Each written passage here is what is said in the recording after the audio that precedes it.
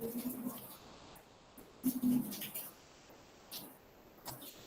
sekali lagi saya ucapkan Assalamualaikum warahmatullahi wabarakatuh dan salam sejahtera, selamat datang kepada para hadirin. Jadi sebelum mula insya-Allah jika tidak ada kitab boleh dapatkan dalam bentuk Google Drive di link yang disediakan insya-Allah. Dan yang kedua, pastikan mikrofon dimatikan ya sepanjang pengajian berlangsung. Jadi tolong cek mikrofon masing-masing. Tolong tengok, pastikan ditutup supaya tidak mengganggu kelancaran majlis insya-Allah. Dan yang ketiga, insya-Allah soalan-soalan yang kita akan tanyakan pada Al-Fadhil Ustaz, soalan-soalan di Google Form yang tadi tu, insya-Allah kita akan cuba tanyakan kepada Al-Fadhil Ustaz. Dan kalau sempat, kita cuba tanyakanlah soalan-soalan secara live di bahagian Q&A ini insya-Allah. Dan yang seterusnya, pastikan keadaan kita dalam keadaan yang sesuai dengan majlis ilmu. Pakaian kita, yang lelaki pakailah pakaian yang sesuai seperti mana kita hadir majlis ilmu di masjid dan surau. Begitu juga muslimat, pastikan pakaian yang sesuai lah seperti mana kita hadir majlis ilmu di masjid, surau dan lain-lain tempat insya-Allah. Dan kita, posisi duduk kita pastikan berada dalam keadaan yang sesuai dengan keadaan majlis ilmu, tidaklah berbaring ataupun sambil tengok TV, sambil makan, buat kerja-kerja yang lain. Cuba untuk fokus dan sebagainya, insya-Allah. Dan jangan lupa sediakan pen, buku catatan dan juga perkara-perkara yang sesuai, kelengkapan-kelengkapan untuk kita menuntut ilmu insya-Allah. Kita tunggu sekejap, insya-Allah mungkin Ustaz sedang buat persiapan, jadi kita tunggu sekejap insya-Allah.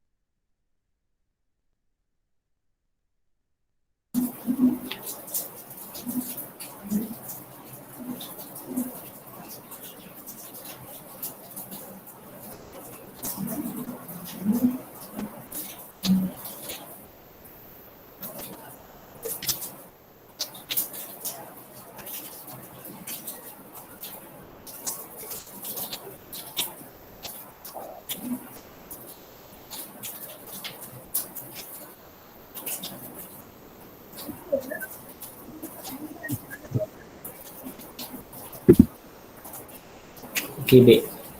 Alhamdulillah Ustaz dah masuk dalam talian insya-Allah. Jadi Assalamualaikum Ustaz. Waalaikumsalam warahmatullahi wabarakatuh. Alhamdulillah. Jadi insya-Allah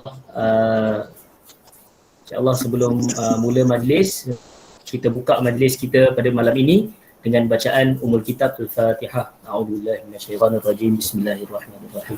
Alhamdulillahirabbil alamin arrahmanir rahim maliki yaumiddin. Iyyaka na'budu wa iyyaka nasta'in ihdinas siratal mustaqim siratal ladzina an'amta 'alaihim ghairil maghdubi 'alaihim waladdallin. Tadi saya jemput Al-Fadhil Ustaz untuk meneruskan pengajian. Dipersilakan Ustaz.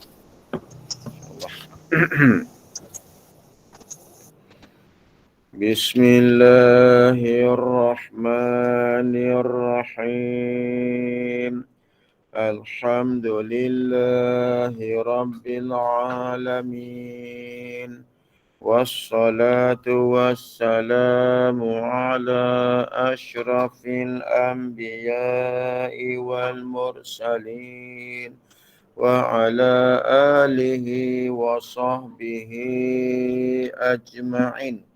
Qala rabbi shrah lana sadrana wa yassir lana umurana wahlul 'uqdatam min lisanina yafqahu qawlana. Nawaitu ta'lam wa ta'lim wa tadhakkur wa tadhkir wa naf'a wal intifa' wal ifada wal istifada wal hatha ala tamassuki bi kitabillah wa sunnati rasulillahi sallallahu alaihi wasallam wa du'a ilal huda wa dilalata alal khair ibtigha wajhilah wa qurbih wa thawabih subhanahu wa ta'ala.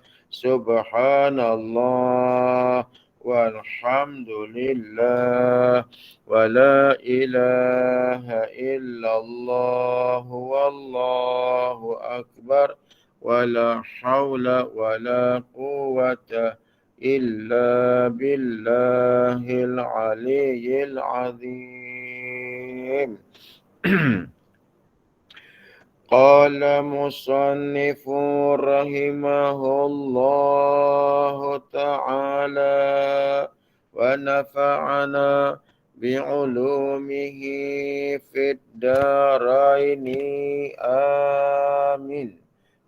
Kata dia, ketiga daripada 20 sifat ataupun yang ketiga daripada 13 sifat. Kalau kita sebut yang ketiga daripada 20 sifat, itu adalah qaul yang masyhur. Qaul yang masyhur ni diasaskan oleh Imam Abu Mansur Al-Maturidi. Imam Abu Mansur Maturidi dia mengatakan sifat yang wajib bagi Allah Ta'ala ialah 20 sifat yang wajib atas kita, yakni atas orang-orang yang mukallaf mengetahuinya satu persatu, yakni huraian tafsil, yakni satu persatu. 20 sifat daripada yang pertama sehinggalah sampai 20 sifat itu sifat yang wajib bagi Allah Ta'ala. Sifat yang wajib bagi Allah tu wajib kita mengetahuinya dan wajib kita beriman dengannya. Baik, kalau kita pakai yang ketiga daripada 13 sifat, itu adalah qaul yang rajah. Maksud qaul yang rajah itu ialah qaul yang kuat. Yang kebanyakan daripada ulama dalam dunia ni berpegang kepada mazhab inilah, mazhab yang mengatakan 13 ni, iaitulah mazhab Imam Abu Hasan Al-Ash'ari ataupun dinamakan mazhab Asy'ariyah. Baik, jadi sifat yang ketiga yang wajib kita ketahui, yang wajib bagi Allah ni ialah sifat baqa. Jadi akal kita menghukum. Kalau Tuhan, dia mesti baqa. Dia mesti bersifat dengan baqa. Artinya, arti baqa tu kekal. Ni saya ulang balik tau. ulang balik, bukan ulang balik apa sifat ni, tapi saya ulang balik perkataan ni kan. Sifat baqa ni dia termasuk di dalam sifat salbiyah. Macam mana sifat qidam dulu. Qidam pun termasuk sifat salbiyah. Jadi maknanya bila sebut sifat salbiyah tu, dia terdiri daripada 5 sifat. 5 sifat ni termasuk dalam golongan sifat salbiyah. Iaitulah sifat qidam, sifat baqa, sifat mukhalafatuhu ta'ala lil hawadis, sifat qiyamuhu ta'ala binafsih, dan sifat wahdaniyah. 5 sifat ni dinamakan dia sifat salbiyah. Okey, dalam bahasa Arab dia menamakan salbi itu, yakni salbiyah tu maksud dia ialah negatif ataupun tolak ataupun nafi.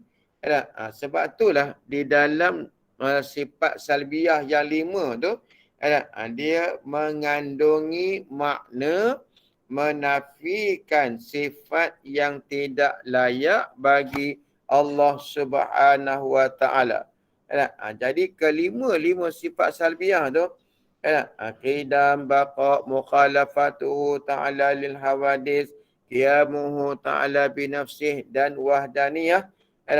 Dia di dalam makna sifat salbiyah yang 5 tu terkandung di dalamnya sifat menafikan sifat yang tidak layak bagi Allah Ta'ala.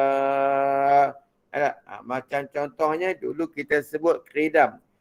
Qidam tu makna dia sedia. Dalam makna sedia tu ada apa? Terkandung apa makna sedia? Sedia dengan makna tidak ada permulaan.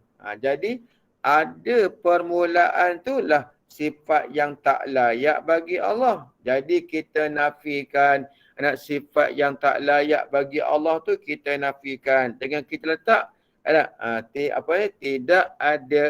tidak ada permulaan. Tidak ada permulaan tu maknanya menafikan sifat yang tak layak bagi Allah. Ni baqa pula. Baqa dengan makna kekal. Kekal dengan makna apa? Dengan makna tidak ada akhir bagi zat Allah Ta'ala. Tidak ada akhir bagi wujudnya zat Allah Ta'ala tu. Tidak ada kesudahan. Tidak ada titik noktah. Tak ada. Jadi Allah Ta'ala tu wujud. Allah Ta'ala tu wujud. Baik. Jadi baqa artinya kekal, iaitu yang dikatakan kekal tu iaitu bahawa Allah Ta'ala itu tiada kesudahan bagi adanya. Jadi bagi wujud Allah Ta'ala tu tidak ada kesudahan. Bila sebut faham kata tidak ada kesudahan, kita fahamlah Allah Ta'ala tu kekal, adanya kekal. Dengan makna ada Allah Ta'ala tu tidak diputuskan dengan tiada. Maksudnya tidak bertemu dengan tiada. Macam kita ni ada. Tapi ada kita tu ada permulaan. Ada permulaan. Jadi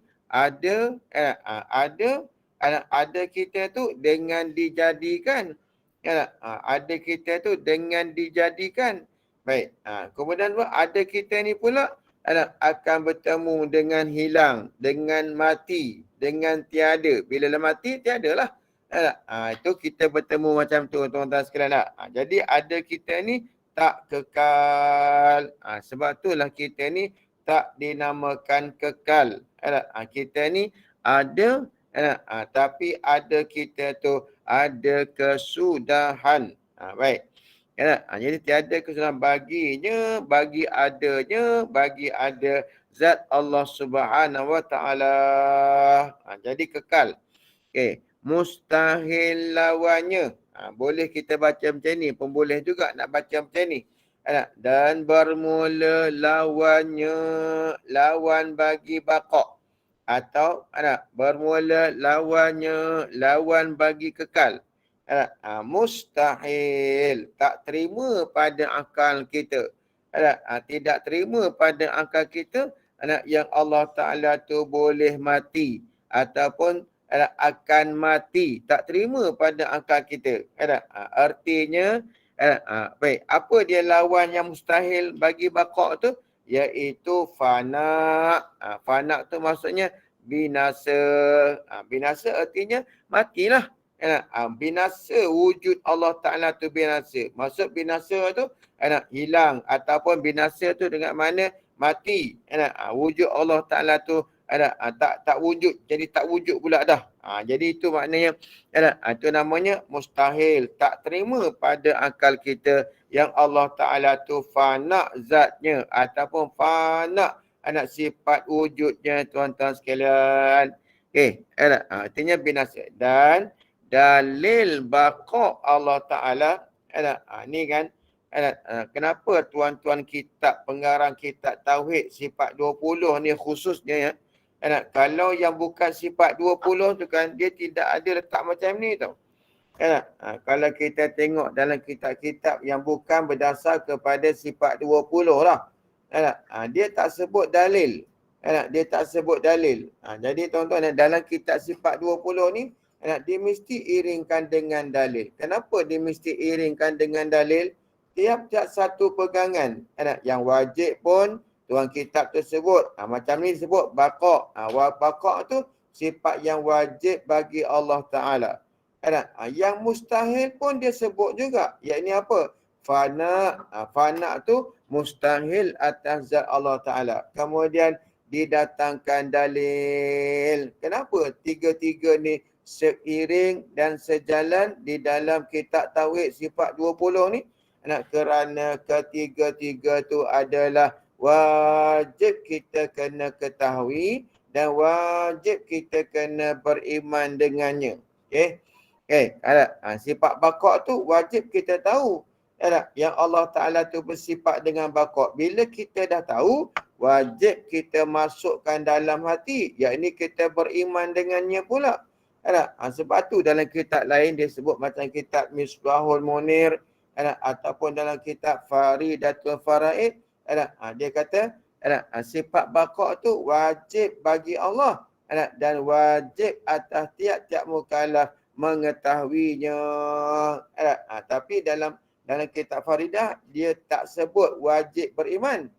Wajib kena apa? Wajib kena mengaku dalam hati. Tapi dalam kitab Misbahul Munir letak dua-dua sekali. Wajib mengetahui dan wajib kena beriman. Yakni kena mengaku dalam hati itu jadi wajib. Kenapa ya? Kerana kalau kita tahu saja tapi tak masukkan dalam hati, takut berbahaya pada iman. Sebab iman tu tok dalam hati. Takut iman kita tak terpakai. Kalau kita tak sematkan dalam hati. Baik. Jadi nak sematkan dalam hati tu atau nak ada pengakuan dalam hati tu, mesti kena tahu dulu. Sebab itulah tahu tu wajib. Kemudian mengaku dalam hati tu juga adalah wajib. Tapi dua-dua tu berlainan resikonya. Kesan dia lain. Kalau mengetahui saja, dia tak masukkan dalam hati dia, maka orang tu dinamakan Islam di sisi manusia sahaja. Tak diakui iman dia. Sebab iman tu pekerjaan hati. Baik. Tapi bila dah tahu, ada orang yang tak sematkan dalam hati dia. Ataupun tidak masuk dalam hati. Dia tak mengaku dalam hati. Maka orang tu hanya Islam pada zahir. Yakni Islam di sisi manusia sahaja. Tidak beriman si Allah Ta'ala. Baik. Jadi yang pentingnya ialah mengaku dalam hati itu. nak mengesahkan iman kita tuan-tuan. Baik. Jadi kan tiga-tiga tu wajib. Dalil pun jadi wajib atas kita kena tahu. Kenapa? Sebab sebelum ni, Adik tak sebut dah sebelum ni. Tak sebut, saya rasa tak sebut lah. Okey. Dalam kitab lain sebut dia katakan, mencari dalil tu hukumnya adalah fardu ain. Jadi tiap-tiap satu akidah ataupun tiap-tiap satu pegangan simpulan iman kita, Allah Ta'ala tu ada, Allah Ta'ala tu qidam, Allah Ta'ala tu baqa', Allah Ta'ala tu mukhalafatu ta'lal hawadis, sampailah kepada sifat kalam, sampailah kepada sifat kaunuhu mutakaliman. Tiap-tiap satu tu mesti ada dalil. Kalau tidak ada dalil, dia pegang Allah Ta'ala tu wujud. Orang tanya dia, mana dalil? Aku tak tahu. Orang tanya dia, adakah Allah bersifat dengan baqa'? Ya, Allah sifat baqa', kekal. Mana dalil? Aku tak tahu dalil. Maka orang macam ni yang tidak tahu dalil ni, iman dia tu dalam masalah. Iman dia tu dalam problem lah. Iman dia tu dalam masalah. Apa masalah dia? Masalahnya ialah bila orang tu tidak ada dalil, maka berlakulah padanya dua pandangan ulama. Dua pandangan ulama. Maksud dua pandangan ulama tu ialah sebahagian daripada ulama mengatakan bahawasanya kalau tidak ada dalil, maka orang tu dihukumkan muqallid. Muqallid, namanya muqallid. Yang ni ikut perkataan orang lain dengan tidak ada dalil. Ikut perkataan orang lain dengan tidak ada dalil. Itu namanya muqallidun. Muqallid ni ulama hukum apa? Ulama hukum muqallid tu ada kalanya terkadang-kadang sebahagian daripada ulama mengatakan tak terpakai imannya. Imannya tak terpakai. Maksud imannya tak terpakai itu apa dia? Maksudnya kalau dia mati dalam keadaan tidak ada dalil, ikut pandangan sebahagian ulama ni lah. Dia kata orang tu mati dalam keadaan kufur, kekal dalam api neraka Allah Ta'ala. Walaupun hanya satu sifat saja yang dia tidak ada dalil. Satu sifat saja tidak ada dalil. Maka hukumnya orang tu dihukumkan kufur. Sebahagian daripada ulama hukum macam tu. Baik. Jadi sebab itulah tiap-tiap kitab ada dalil nak mengelakkan daripada ni. Dalil tu pula bukan susah sangat pun. Baik. Kemudian pandangan ulama yang kedua pula dalam masalah dalil ni mengatakan bahawasanya orang tu beriman. Yakni orang yang tidak berdalil tu imannya sah. Sah imannya. Tetapi dinamakan dia tu asi, berdosa. Dihukumkan berdosa. Kenapa berdosa? Kerana meninggalkan pengajian, meninggalkan menuntut ilmu. Bila meninggalkan menuntut ilmu, maka dia tak tahu dalil. Bila tak tahu dalil, maka dihukumkan dia berdosa besar. Inilah sebahagian besar daripada orang Islam di Malaysia ni, sebahagian besar tu maksudnya banyaklah. Kenapa saya kata macam itu? Pengalaman saya tuan-tuan, pengalaman saya bergerak dalam masyarakat ni kan, memang pengajian yang macam ni memang kurang dapat sambutan daripada masyarakat. Cuba tuan-tuan perhati di masjid-masjid tau. Waktu bila yang ramai orang datang masjid? Waktu bila? Waktu bila yang, jangan kira waktu PKP lah. Jangan kira waktu PKP ni. Jangan kira masa 2 tahun kita menghadapi pandemik ni. Sebelum daripada itu. Waktu bila orang ramai datang masjid, tuan-tuan sekalian, kalau kuliah-kuliah ni, waktu bila? Waktu ada penceramah yang selebriti, yang terkenal, yang masyhur, yang dijemput sekali-sekali, Waktu tu lah ramai. Ramai tu pula tengok yang paling masyhur sekali, ustaz yang paling masyhur, maka itu yang paling ramai tuan-tuan sekalian. Saya bagi contoh, umpamanya masjid tu jemput Ustaz Azhar Idrus. Maka ramai orang, kadang-kadang tak cukup parking, kadang-kadang penuh melimpah. Panggil Ustaz Kazim Alias. Saya bukan saya tak bagi. Adakah tak boleh Ustaz? Tak, bukan macam tu maksud saya. Maksudnya tuan-tuan, masyarakat kita hari ni tuan-tuan ya, dia tak faham sebenarnya tanggungjawab dia sebagai seorang yang Islam. Dia tak tahu. Dia tahu macam mana? Dia ingat ceramah tu dah boleh selesaikan fardu ain dia. Ceramah tu boleh sekali-sekali je. Kalau hari-hari datang ceramah pun tuan-tuan sekalian, orang pun tak larat nak dengar juga. Tuan-tuan ya. Jadi kita ni yang baca kitab ni nak selesaikan fardu ain. Tiap-tiap daripada kita ni tuan-tuan memikul tanggungjawab. Memikul tanggungjawab kita nak selesaikan kefarduan dalam menuntut ilmu yang 3 tu. Ilmu tauhid, ini bersangkut dengan iman. Ilmu fiqh bersangkut dengan Islam. Dan ilmu tasawuf bersangkut dengan ihsan. Jadi 3 ilmu ni yang menjadi fardu ain. Tapi tuan-tuan sekalian, masyarakat kita ni banyak yang tak sedar. Banyak yang tak tahu tanggungjawab dia tuan-tuan. Kenapa? Sebab masalah kalau kita hanya memandang kepada ceramah umum tu, tuan-tuan sekalian, ceramah umum tu saja, sedangkan ceramah umum tu bukan boleh buat tiap-tiap hari. Bukan boleh buat tiap-tiap hari. Dan ceramah umum tu kalau yang menyampaikannya tu tuan-tuan sekalian, suka santai-santai, maka tuan-tuan tak sampai matlamat, daripada tak sampai matlamat untuk menyelesaikan fardu ain dalam tauhid, dalam fiqh dan di dalam tasawuf. Ilmu dapat tak? Dapat, bukan tak dapat. Tapi tak boleh nak selesaikan fardu ain tuan-tuan sekalian. Tapi cara macam kita sekarang malam ni, baca kitab macam ni lah yang boleh selesaikan fardu ain. Tapi bukan satu malam kita boleh selesaikan. Tak. Kena baca perkataan demi perkataan, kalimah demi kalimah.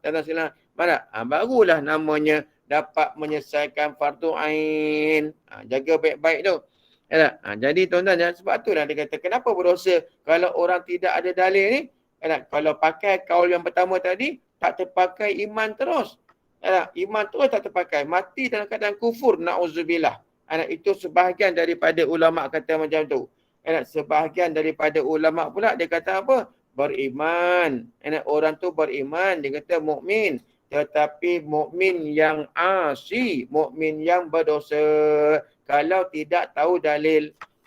Jadi mukmin yang berdosa tu maksudnya, maksudnya iman dia terpakai, iman dia sah, tetapi berdosa. Dosa tu bukan dosa kecil pula tu, dosa besar. Kenapa? Sebab meninggalkan pengajian, meninggalkan mengaji, meninggalkan belajar ilmu yang fardu ain. Sedangkan itu adalah yang dituntut oleh Allah Ta'ala atas kita umat Islam yang sampai umur lagi ada akal. Sebab itulah tuan kitab ni, Syekh Ahmad ni letakkan 3 sekali. Sifat yang wajib bagi Allah pun dia letak, sifat yang mustahil atas Allah pun dia letak, dan dalil bagi menyabitkan Allah Ta'ala bersifat dengan yang wajib. Sekaligus peranan dalil itu menafikan sifat yang mustahil. Baik, tengok ya. Cuba tengok tuan-tuan ya. Sifat yang mustahil, iaitu apa dalam ni? Fana. Fana tu tuan-tuan adalah sifat yang mustahil pada akal kita tentang Allah Ta'ala. Maksudnya akal kita tak terima Allah Ta'ala tu fana, Allah Ta'ala tu binasa. Baik tuan-tuan ya. Sifat fana ni ada ke tiada pada Allah Ta'ala? Tak ada. Bukan sifat Tuhan. Fana tu bukan sifat Allah Ta'ala, bukan sifat Tuhan. Tapi kenapa wajib juga kita kena tahu? Kenapa? Sebab yang 3 tu wajib. sifat yang wajib bagi Allah, wajib kita tahu. Anak sifat yang mustahil atas Allah, wajib kita tahu dengan dalilnya. Anak begitu juga dengan sifat yang harus bagi Allah, wajib kita tahu. Tapi soalnya sifat yang mustahil ni bukan ada pada Allah pun. Tak sabit pada Allah Ta'ala pun. Tapi kenapa wajib kita kena tahu juga? Anak, ni saya pernah tanya anak guru saya, Tuan Guru Haji Abdullah bin Haji Idris Al-Fatani. Anak lebih terkenal dengan nama Babalah Sarah ni. Anak tuan-tuan sekalian, anak dia kata apa? Dia kata kalau mu nak tahu kayu yang lurus, anak kayu yang betul dia kata. Kayu betul tu maksudnya kayu yang lurus lah. Kalau mu nak tahu kayu yang betul, anak dia kata, mu kena tahu tak juga kayu yang belok dia kata. Anak, kayu yang bengkok mu kena tahu juga tak? Saya kata, iyalah. Kalau tak tahu bengkok, macam mana nak tahu yang lurus? Anak, maka dia kata, gitu dah lah dia kata. Anak, kalau mu nak tahu sifat wajib bagi Allah, mu kena tahu juga sifat yang mustahil atau Allah. Kenapa? Takut yang sifat mustahil tu, anak mu sabitkan pada Allah Ta'ala dia kata. Kalau musabitkan sifat yang mustahil tu atas Allah, anak maka boleh jatuh kepada kekufuran. Yakni tuan-tuan, kalau kita sabitkan sifat yang mustahil tu pada Allah Ta'ala, anak maka hukumnya tuan-tuan jatuh kepada kekufuran. Kenapa? Sebab menjadikan Allah Ta'ala tu lemah. Anak, menjadikan Allah Ta'ala tu lemah. Anak, yakni ternafi sifat ketuhanannya. Anak, baik sebab itulah anak kita kena mengaji, kena faham ilmu ni betul-betul. Anak sebab nak jaga iman kita tuan-tuan sekalian. Baik, tengok ya. Mana dalil, manakah tanda yang Allah Ta'ala tu bersifat dengan baqa'? Mana dalil dia, mana tanda dia? Anak, dan dalil, yakni perkara yang menunjuk Allah Ta'ala tu bersifat dengan baqa'. Mana tanda dia? Dan dalil baqa' Allah Ta'ala itu bahawasanya jikalau mungkin menghubungi akan dia oleh binasa. Mungkin tu maksudnya kalaulah boleh Allah Ta'ala tu dihubungkan dengan binasa. Walaupun sekarang tu Allah tak binasa lagi, tapi akan datang dia binasa. Ataupun tahun depan dia binasa. Kalau. Lepas tu dia kata jikalau. Bila kata jikalau ni kan, bererti dalil tu dalil akal. Ni satu hal lagi ni. Ada orang tanya saya. Ada orang tanya. Masa tengah baca kitab tu, ada di kalangan yang dengar tu, yang mengaji tu tanya. Dia kata kenapa dalam kitab Jawi lama ni kan, khususnya kitab Syekh Ahmad ni kan, dia tidak datangkan dalil Quran dan hadis. Kebanyakannya kitab Syekh Ahmad ke, kalau kitab Misbah Munir tu, dua-dua dia bawa datang.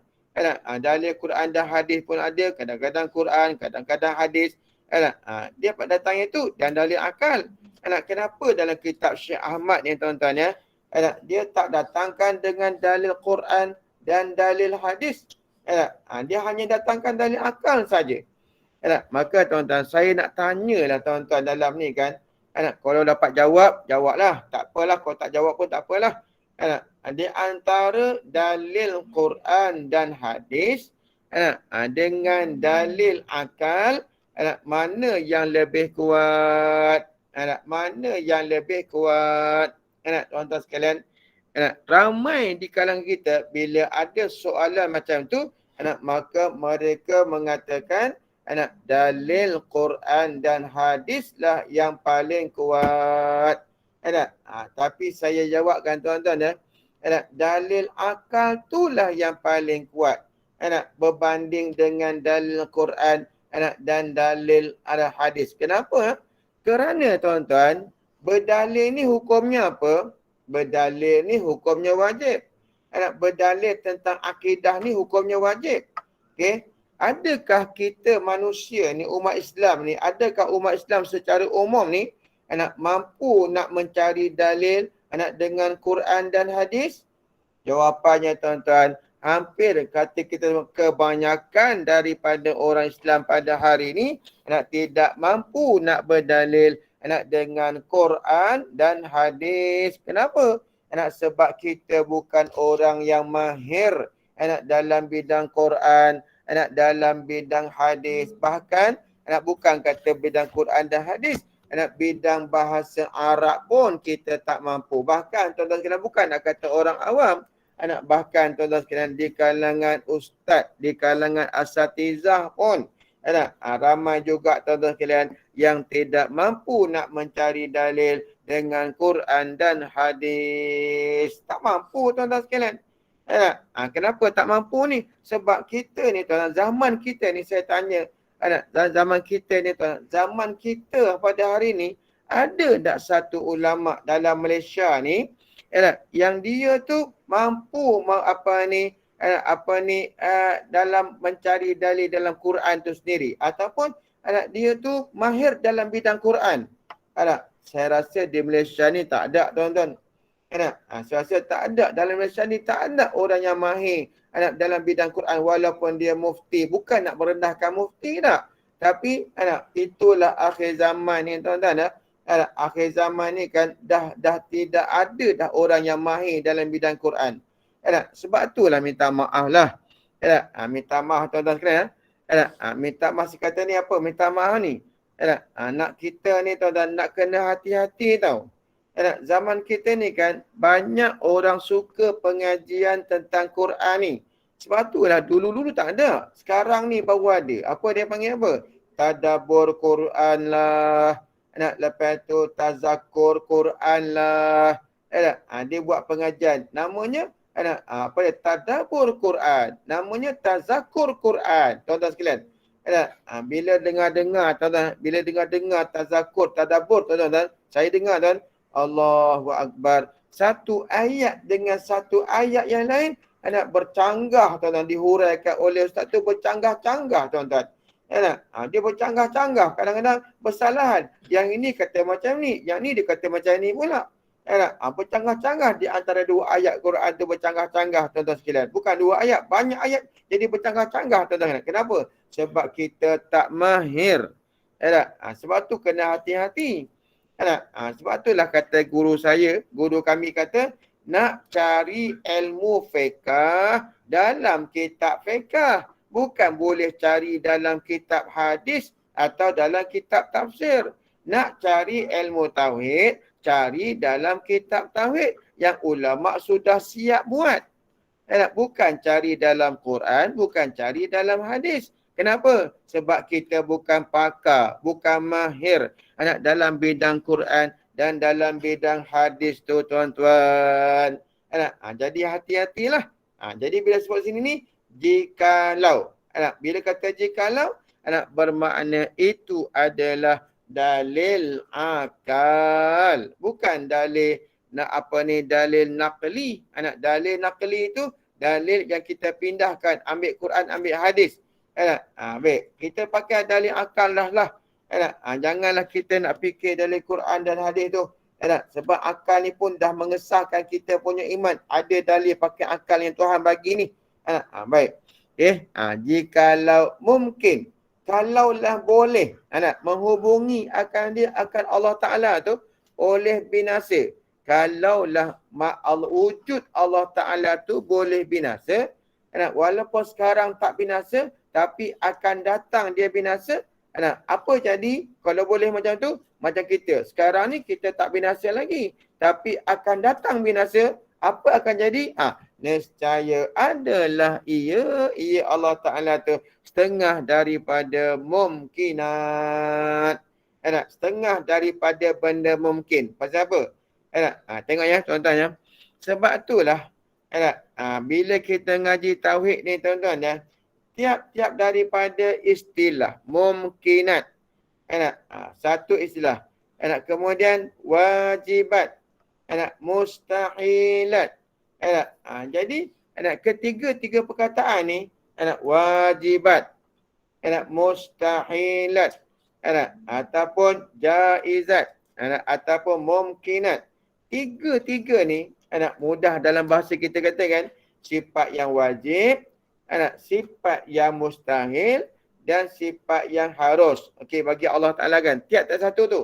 kemudian bersangkut pula dengan mumkinat tu. Makna mumkinat tu ialah perkara yang boleh jadi ada dan boleh jadi tiada. Itu makna mumkinat. Bila sebut mungkin tu apa? Mungkin tu. Kita kan dalam bahasa Melayu kan, kita banyak pakai Arab. Kita banyak pakai kalimah Arab. Mungkin, kamu esok pergi dah ke kedai? Mungkin. Kita sebut mungkin. Sebenarnya dalam bahasa Arab, mungkin. Mumkinun. Itu bahasa Arab. Jadi kalau kita sebut bahasa Melayu, mungkin. Jadi sebenarnya mumkinun. Mungkin tu maksudnya apa? Mungkin tu maksudnya ialah benda perkara yang boleh jadi ada dan boleh jadi tiada. Boleh dibuat, boleh tak dibuat. Itu mana mungkinan. Itu mana mungkinat. Okey. Mungkinat tu yang harus adanya dan harus tiadanya. Jadi kalau Allah Ta'ala tu boleh terima binasa, bermakna pada ketika itu Allah Ta'ala tu bukan nama wajibat lagi dah.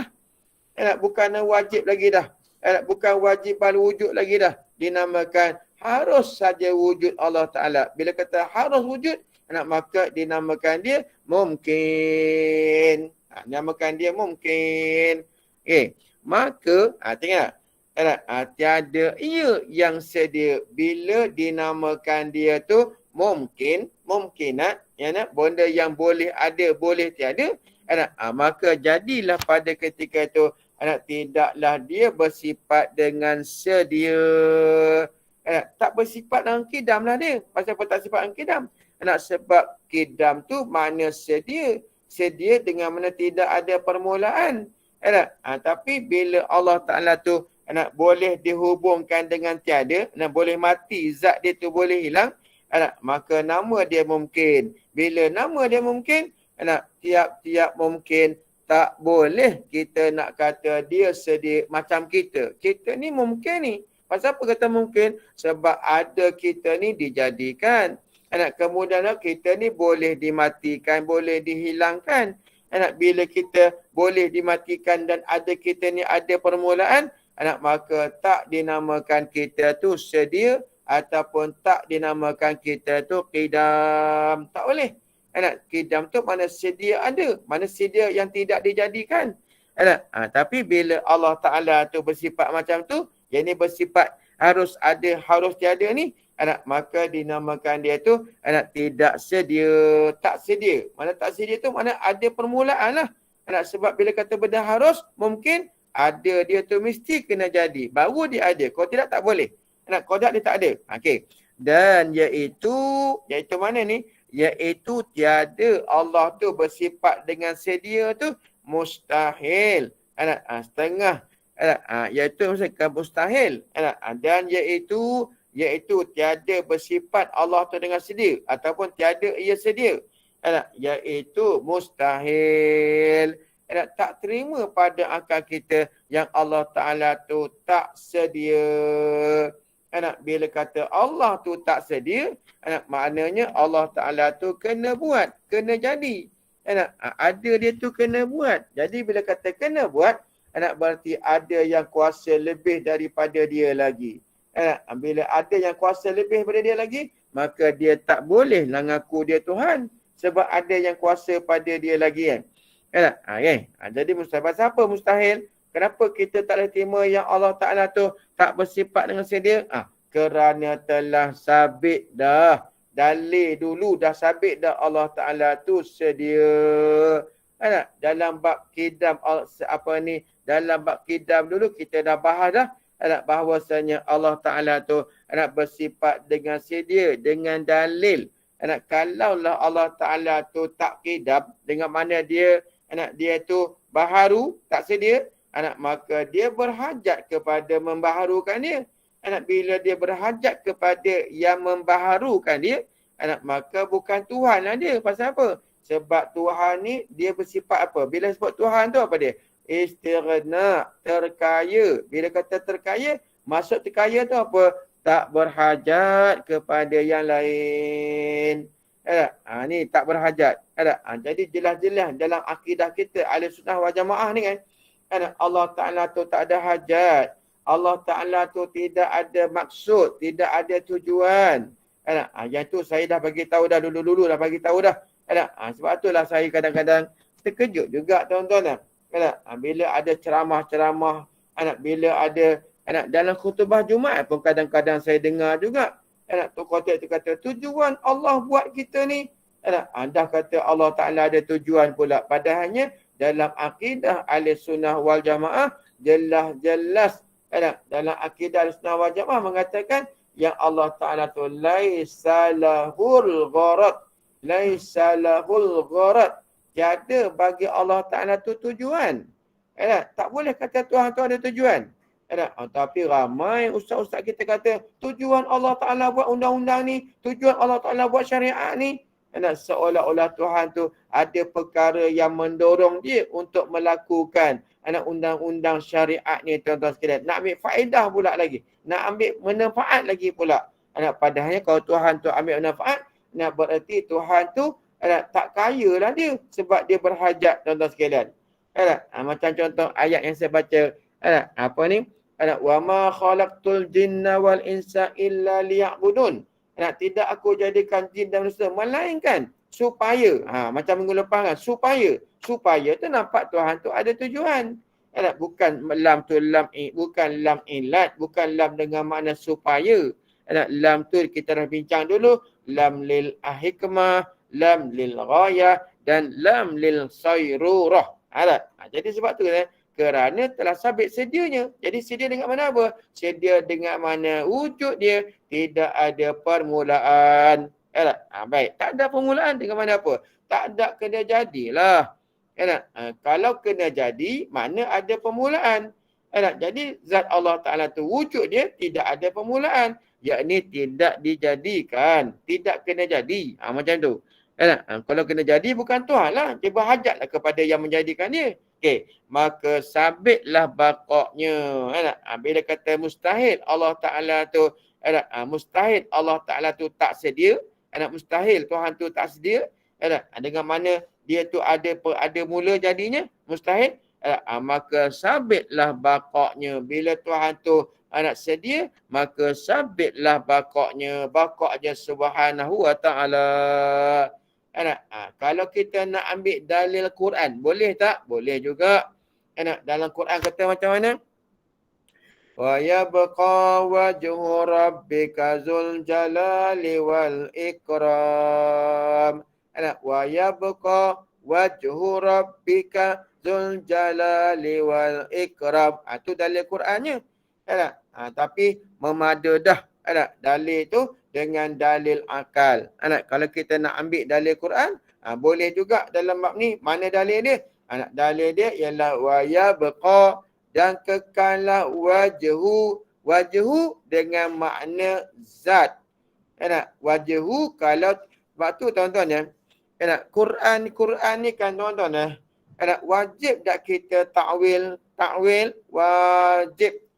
Di sisi ulama Ahlussunnah wal Jamaah, Quran tu wajib kita takwil tuan-tuan sekalian. Kalau ayat yang mutasyabihat. Ini ayat yang kita baca tadi, ayat mutasyabihat lah tu.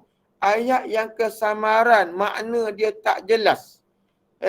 Di sisi Ahlussunnah wal Jamaah, di sisi mazhab Ahlussunnah wal Jamaah, sama ada salaf ataupun khalaf, bila didatangkan ayat mutasyabihat, maka wajib ditakwil. Apa makna takwil tu? Takwil tu maknanya ialah mengubah makna yang asal kepada makna yang lain yang lebih munasabah dengan kehendak, dengan murad. Dengan kehendak, dengan murad. Umpama tadi kan, wa yabqa wajhu rabbika dan kekalah. Terjemahan dia wajhu tu makna muka. Tapi kesamaran kalau Tuhan tu ada muka, bercanggah dengan ayat lain. Mana ayat lain? Laisa kamislihi syai'un. Sebab tu tuan-tuan kita tolak pandangan Wahabi tu, kita tolak. Sebab apa? Sebab Wahabi ni tuan-tuan sekalian, dia pakai zahir hadis. Sebab tu kita kena beza tuan-tuan tau. Kena boleh pandai beza. Kalau Wahabi ni tuan-tuan ya, dia kata dia sabitkan dulu. Dia kata ni Allah Taala kata dalam Quran dia ada muka. Kenapa kita nafikan? Tapi muka Tuhan tu tak samalah macam kita, dia kata. Iaitu bukan huraian ahli sunnah wal jamaah. Bukan pasal apa? Kita ahli sunnah wal jamaah ni menafi dan menolak tuan-tuan sekalian tiap-tiap sifat, tiap-tiap perkataan yang menyamakan Allah dengan makhluk. Kita tolak. Walaupun kita sebut kan, walaupun ada menyebutkan, tapi muka Tuhan tu tak samalah macam muka kita. Yang tu dia sabitkan dulu muka, dia sabitkan dulu sifat manusia tu dulu, baru dinafikan. Kita tidak, kita nafikan terus. Wajhu dekat sini, wa yabqa wajhu, wajhu ai bimakna zat, dengan makna zat. Itulah tuan-tuan, ngajilah kita ilmu apa dia panggil? Ilmu alat, ilmu mantik, apa lagi? Mantik. Kemudian ilmu bayan. Dalam ilmu-ilmunya tu yang jumpa tu dengan wajhu tu bukan dengan mana muka. Itu orang panggil itlaqil juz wa iradati kulli. Ditunjuk, diitlakkan sebahagian juzuk iaitu muka.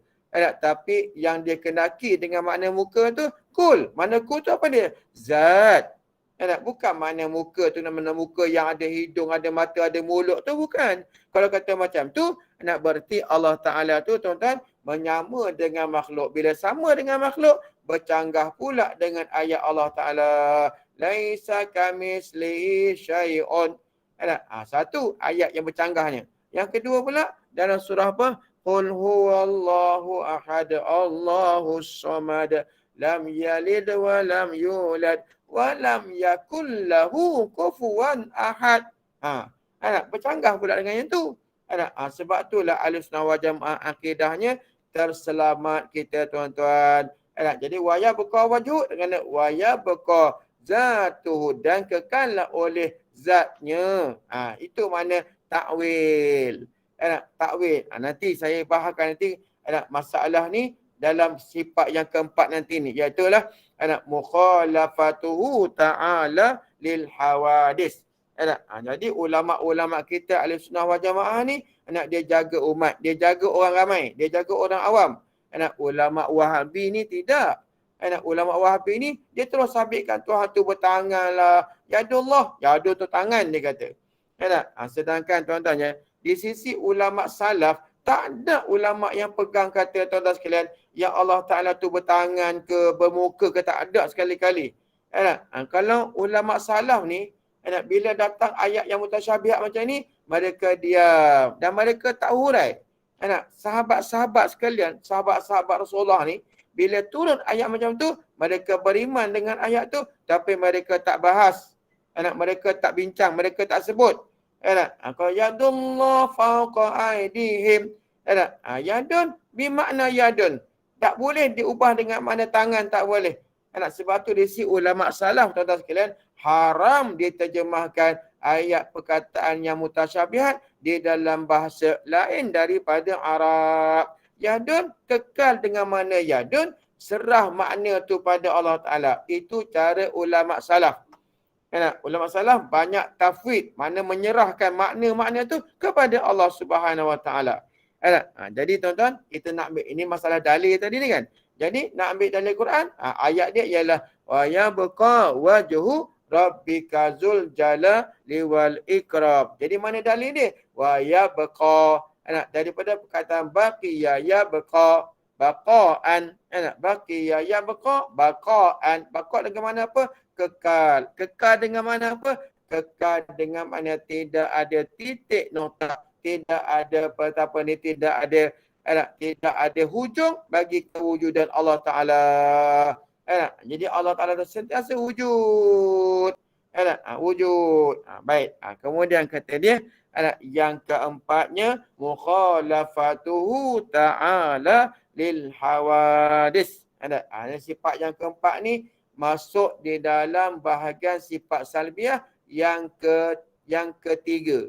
Yang pertama sifat salbiah tu kidam, yang kedua baqa', yang ketiganya mukhalafatuhu ta'ala lil hawadis. InsyaAllah anak minggu depan anak kalau umur panjang anak ada masa yang lapang, insyaAllah anak kita bahas lagi, kita baca lagi nak sifat yang keempat bagi Allah, iaitulah sifat mukhalafatuhu ta'ala lil hawadis. Wallahu a'lam bissawab. Silakan kalau ada soalan.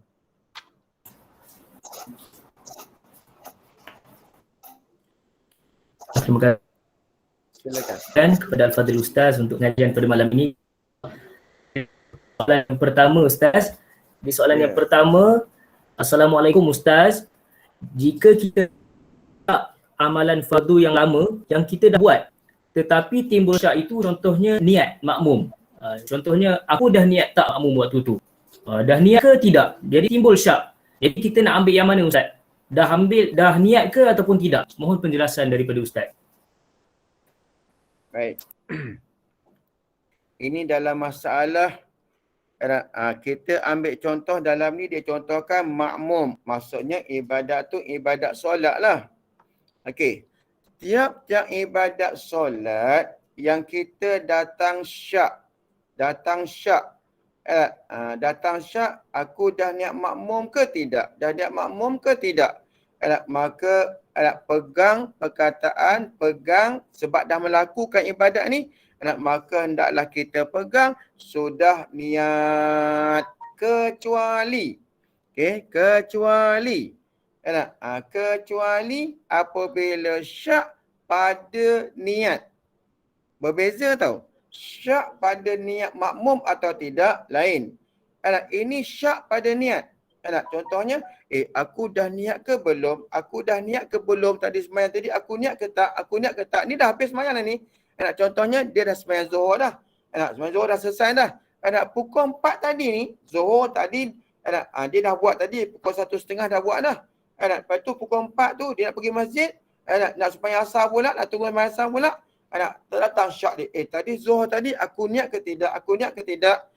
Maka pada ketika itu, batal terus sembahyang dia. Batal terus. Mana sembahyang yang tadi tu, yang Zuhur tu terus batal terus. Kena ulang semula jika sekiranya masih dalam waktu. Tapi sekiranya sudah habis waktu, sembahyang Zuhur tadi, wajib dia qada balik. Pasal apa? Sebab dia telah syak pada niat yang tak boleh tidak.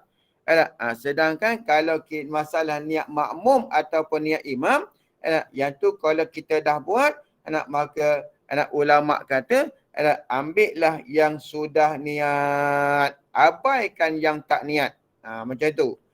Wallahu a'lam. Baik. Ada lagi soalan?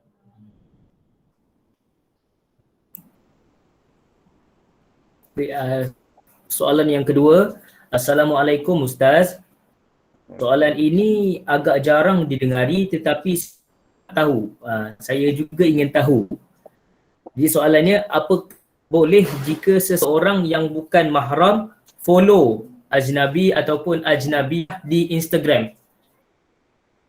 Bagaimanakah konsep menundukkan pandangan berlaku dalam keadaan ini? Mohon penjelasan Ustaz. Pertama saya jawab dululah. Waalaikumsalam warahmatullahi wabarakatuh. Nak jawab soalan yang kedua ni kan, nak jawab atas jalan keras ke, nak jawab atas jalan lembut?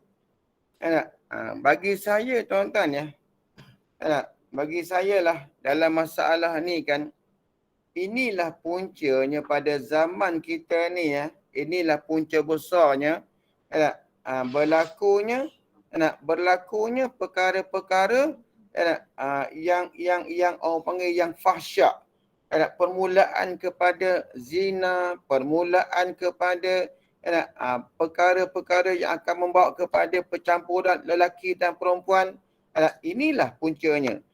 Dan kalau kita nak kaji balik secara mendalam lah, sebenarnya yang buat Instagram, yang buat internet, yang buat Facebook, yang buat ni sendiri daripada musuh-musuh Islam. Cuma kita ni kan kita gunakan senjata musuh tu untuk pergabangan Islam. Kita dapat macam tu. Tapi dalam masa yang sama kita tak boleh kontrol. Kita tak boleh nak kontrol.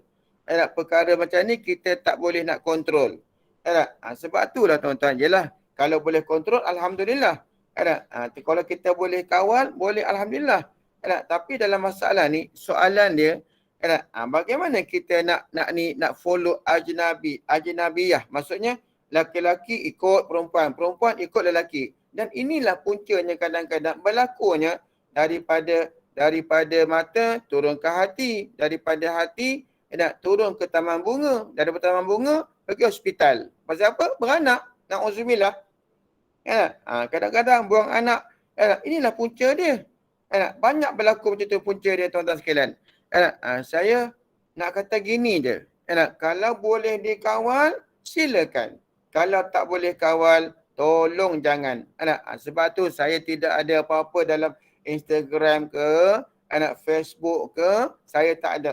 Pasal apa? Saya nampak benda ni bukan hanya ada faedah, tetapi berbahayanya sangat-sangat banyak berbahayanya, tuan-tuan sekalian. Wallahu alam. Kalau ada orang lain jawab mungkin ringan lah. Kalau saya jawab, saya kata tak boleh. Jawapan saya yang sebenarnya tak boleh. Pasal apa? Kalau tak boleh kawal. Dan sebenarnya kawalan ni, tuan-tuan sekalian, jarang sangat ada orang boleh kawal, tuan-tuan sekalian. Wallahu alam. Okey, soalan ketiga. Terima kasih Ustaz. Jadi insyaAllah soalan yang ketiga, soalannya berbunyi, Assalamualaikum Ustaz. Saya merupakan pelajar SPM. Jadi soalan saya, bolehkah pelajar mengadakan kumpulan study group yang diketuai oleh seorang mentor daripada kalangan pelajar juga untuk berbincang dan mengulang kaji pelajaran agama seperti mata pelajaran syariah, usuluddin, bahasa Arab dan lain-lain. Jadi mohon penjelasan Fadil Ustaz. Baik. Pertama sekali, soalan ni sangat menarik. Dan saya nak bawa tuan-tuannya, nak bawa tuan-tuan kan, cara pendidikan di dalam pondok. Cara pendidikan di dalam pondok, bukan sekolah. Bukan sekolah. Sekolah tu lain. Pondok tu lain. Saya nak cerita sikit Saya nak cerita sikit tuan-tuan, nak cerita sikit dalam kita platform kita malam ni. Masa saya ngaji di Fatani dulu dengan Tuan Guru Haji Abdullah bin Haji Idris Al-Fatani tu, atau Baba Hajilah Sarah ni, ada satu budak ni, satu budak orang Patani lah. Dia minta Baba nak berhenti belajar di pondok, dia nak masuk sekolah. Alasan dia nak ambil syahadah untuk pergi Mesir. Orang Patani ni. Jadi nak pergi sekolah. Daripada pondok, dia pun dah ngaji lama dah di pondok tu. Lepas tu dia minta nak berhenti mengaji pondok. Dia nak pergi ngaji di sekolah. Maka jawab Baba, dia kata nak ambil wuduk kena air cukup 2 kolah. Dia kata. Kalau sekolah tak boleh ambil wuduk, jadi air mustakmal. Saya terfikir, kenapa Baba jawab macam ni? Budak ni tanya sekolah tempat belajar, kenapa dikaitkan dengan air kolah sekolah? Sekolah tu satu kolah je lah. Tak cukup untuk ambil air wuduk, dia kata. Takut merecik jadi air mustakmal. Dia kata macam tu. Dia kata kalau 2 kolah, dia kata, tak apa. Pasal apa? Kalau masuk air mustakmal apa, kalau air tu 2 kolah, tak jadi mudarat air dan dia 2 kolah tu. Lalu sebalik pondok saya fikir, Baba ni bila ada orang nak sembang, dia panggil saya sembang dalam rumah dia. Jadi kan, jadi tuan, saya fikir-fikir saya balik pondok saya balik ke pondok, saya fikir balik, kenapa Baba? Maka jawapan yang saya dapat ialah daripada Baba juga. Dia kata Azhar, nama saya masa tu. Orang panggil saya masih kat Petani ni, orang panggil saya BH. BH lah. BH, dia kata di antara pondok dengan sekolah ni dia kata, sekolah walaupun nama sekolah agama sekalipun, dia punya ilmu tu jauh sangat, beza dia jauh sangat. Dia lampau jauh sangat.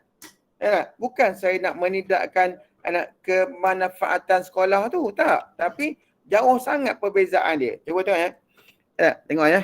Kalau di pondok tuan-tuan sekalian, kita ada namanya apa? Kita ada namanya kepala telaah. Tapi dalam sekolah ni, mentor. Kami kat pondok tu ada kepala telaah.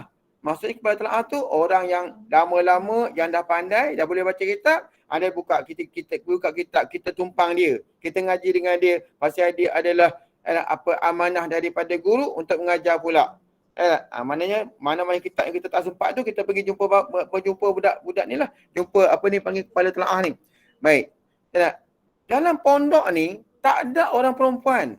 Tapi dalam sekolah ada orang perempuan. Bahkan ada sekolah-sekolah tu, sekolah agama yang kerajaan buat ke, sekolah agama yang swasta ke, bila kita sekolah agama je, mesti campur laki-laki perempuan. Tengok ya. Bila campur laki-laki perempuan kan, kita sudah alah bisa tegal biasa. Maksudnya dah tak rasa apa-apa dah sekarang ni. Tak rasa apa-apa dah. Maksudnya bercampur kalau lelaki perempuan tu, dah tak rasa apa dah. Sedangkan ini adalah larangan yang sangat berat, yang sangat keras daripada Allah Subhanahu Wa Taala. Saya teringat tahun 70-an, tahun 70-an saya teringat tuan-tuan sekalian, masa tu Profesor Hamka masih hidup lagi. Profesor Hamka tu masa tu dekat KL. Dia jemput Profesor Hamka tu ceramah di Masjid Kampung Baru Kuala Lumpur. Masjid Kampung Baru. Masa tu saya masih kecil lagi.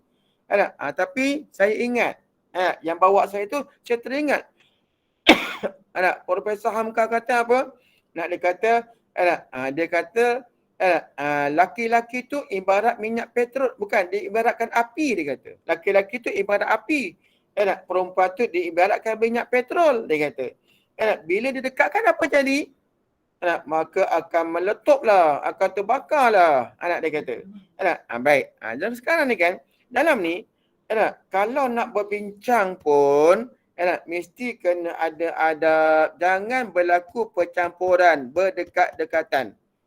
Walaupun sekolah agama sekalipun. Pasal apa? Sebab sekolah agama sekarang pun banyak nak berlakunya perkara-perkara yang tak sepatutnya berlaku di sekolah agama. Banyak tak? Banyak. Berlaku penzinaan, ada dekat sekolah agama. Berlaku buli-buli, ada dekat sekolah agama. Na'udzubillah. Saya itu yang jawapan saya tuan-tuan. Dan nampak dah jawapan saya tu apa dia? Nampak dah. Maksudnya, tuan-tuan, kalau nak buat study group sekalipun, biarlah kalau lelaki, lelaki saja. Kalau perempuan, perempuan saja. Nak buat study group pun pasal apa? Tak jamin, tuan-tuan. Saya tak jamin. Kalau kata orang tu sekolah agama, kopiah atas kepala. Tak jamin. Kalau ada perempuan sekalian tu, tak jamin. Pasal apa? Sebab keliling musuh kita ada nafsu, ada syaitan, yang sentiasa tolak kita, Rab. Kita ni tara mana sangat? Iman kita tara mana sangat? Itu jawapan saya tuan-tuan sekalian. Apatah lagi, kalau pelajar-pelajar yang masih peringkat SPM, darahnya panas sedang mendidih. Wallahu a'lam bisawab. Ada lagi soalan? Baik, Alhamdulillah. Jadi insyaAllah soalan terakhir pada malam ni Ustaz, berkenaan puasa Ashura ni, menjelang hari Ashura ni Ustaz. Jadi soalannya, bolehkah saya puasa ganti pada hari Isnin, yakni hari esok dan Selasa ini, dan teruskan dengan puasa Ashura pada hari Rabu dan Khamis ini Ustaz? Baik, jawapannya boleh. Sebab apa? Sebab puasa qada tidak ada had masa. Kalau puasa qada tidak ada had masa. Dan boleh kalau kita nak puasa wajib, yakni puasa qada, dan kita tambahkan dalam puasa qada tu dengan niat puasa sunat. Umpamanya besok Isnin, kita niat puasa qada serta sunat Isnin, sunat puasa pada hari Isnin, maka kita dapat 2 pahala di situ, yakni pahala wajib pun kita dapat, dan pahala sunat pun kita dapat, dengan syarat hendaklah kita niatkan yang wajib itu dahulu, yakni aku puasa qada Ramadan esok hari serta aku puasa sunat Isnin, maka dapat dua-dua sekali. Begitu juga dengan puasa Ashura. Ini jelas ada nas, ada hadis. Walaupun setengah daripada kita ini hadis maudhu' lah, hadis palsu lah, hadis dhaif lah. Golongan yang berhaluan kiri tu memang sentiasa tak menggalakkan kita buat ibadat, tuan-tuan sekalian. Padahalnya bukannya bercanggah pun dengan syariat. Puasa tak bercanggah pun. Tapi mereka tak menggalakkan orang puasa. Kononnya, Nabi tak buat, ini hadis ni dhaif dan sebagainya. Tapi kita Ahlussunnah wal Jamaah ni daripada dulu lagi, masa saya di pondok dulu lagi, Tok Guru sudah pun nak berpuasa pada hari Ashura, yang ini pada 8, 9 dan 10 daripada bulan Muharram. Sunat kita berpuasa. Boleh tak kita sekalikan dengan qada puasa Ashura tu? Jawapannya boleh. Macam tadilah saya kata, niatnya mestilah diniatkan qada tu dahulu. Aku puasa qada esok hari serta sunat Ashura. Maka hukumnya nak dibolehkan. Wallahu alam bisawab. Okey, ada lagi soalan? Terima kasih. Itu saja Ustaz. Terima kasih banyak atas jawapan yang diberikan. Jadi alhamdulillah, jazakumullah diucapkan kepada Al-Fadhil Ustaz atas jawapan dan juga pengajian kita pada malam ini. Jadi jam pun menunjukkan 10.25. Kata kita, masa pun agak mencemburui kita. Jadi insyaAllah saya mohon maaf kalau mungkin ada yang terlepas ke dan sebagainya. Tak apa, insyaAllah ada rakaman, nanti pihak admin akan kongsikan bersama di grup Telegram. Jadi insyaAllah boleh tengok rakaman, tinggal apa-apa yang perlu dicatat insyaAllah. Jadi saya merakamkan ucapan terima kasih dan jazakumullah khair kepada Al-Fadhil Ustaz atas pengajian pada malam ini, dan moga-moga Allah Ta'ala sentiasa memberikan kesihatan yang baik kepada Al-Fadhil Ustaz dan juga memberikan kekuatan dan juga dipermudahkan segala urusan untuk terus bersama-sama dengan kita mengajarkan kita kitab Unduanul Falah ini sehingga khatam, dan kalau ada rezeki lagi insyaAllah mungkin boleh buka kitab pengajian lain insyaAllah. Dan saya juga ucapkan terima kasih jazakumullah khair kepada para hadirin atas kesudian meluangkan masa. Jadi akhir saya jemput sekali lagi Al-Fadhil Ustaz untuk memimpin bacaan doa penutup. Dipersilakan Ustaz. Bismillahirrahmanirrahim. Alhamdulillahirabbil alamin. Wassalatu wassalamu ala asyrafil anbiya'i wa mursalin wa ala alihi wa sahbihi ajma'in. Allahumma ya azima sultan, ya qadima ihsan, ya da'iman ni'am, ya katsira jud, ya wasi'al ata, ya khafiyal lutuf, ya jami' sana, ya haliman la ya'jal. Salli rabbi ala sayyidina Muhammadin wa alihi wa sallim radha sahabati ajma'in. Allahumma lakal hamdu syukra wa laka manu fadla wa anta rabbuna haqqa wa nahnu abiduka riqa wa anta lam tazal ka ahla ya yasra kulli asir wa ya jabira kulli kasir wa ya sahaba kulli farid wa ya mughniya kulli faqir wa ya muqawwiya kulli da'in wa ya ma'mana kulli mahir yassir alaina kulli asir fatasir sa'alaka yasir. Allahumma ya man la yahtaji lil bayan wa tafsir hajatuna kathir wa anta alimun biha wa khabir. Allahumma inni akhafu minka wa akhafu man yakhafu minka wa akhafu mimman la yakhafu minka. Allah bihaqi man yakhafu minka najina mimman la yakhafu minka. Allah bihaqi sayyidina Muhammadin ahrasna bi'ainika tilatanam wa kunafna bika nafika alladhi la yara warhamna biqudratika alaina fala nalqata siqatana wa raja'una. Allahumma inna nas'aluka ziyadatan fi din wa barakatan fil amr wa sa'atan fi jasad wa sa'atan fi rizqi wa tawbatan qabla maut wa syahadatan 'inda maut wa maghfiratan ba'da maut wa afwan 'inda hisab wa amana min al-'adab wa nasiban min al-jannah warzuqna nazara ila wajhikal karim wa sallallahu alaihi Muhammadin wa ala alihi wasallam walhamdulillahi rabbil alamin. Alhamdulillah, amin ya rabbal alamin. Terima kasih diucapkan kepada Al-Fadhil Ustaz dan juga para hadirin sekalian untuk kesudian bersama dengan kita pada malam ini.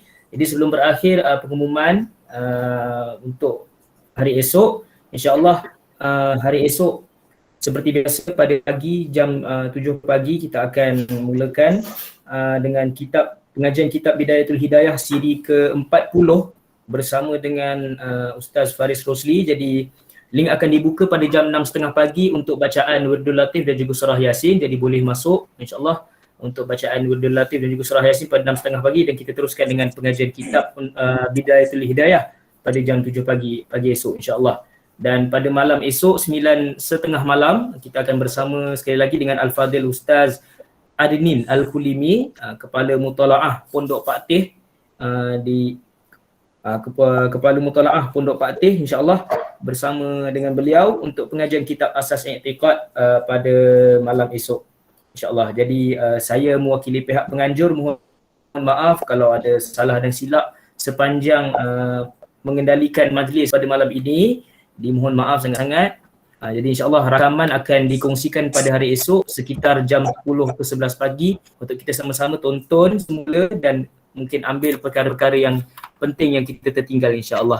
Jadi itu sahaja, kita tangguhkan pengajian kita pada malam ini tuan-tuan dan puan-puan sekalian dengan bacaan tasbih kafarah dan suratul asr. Subhanakallah.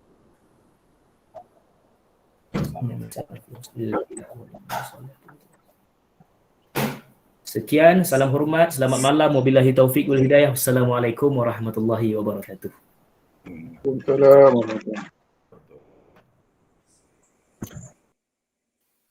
Waalaikumsalam warahmatullahi.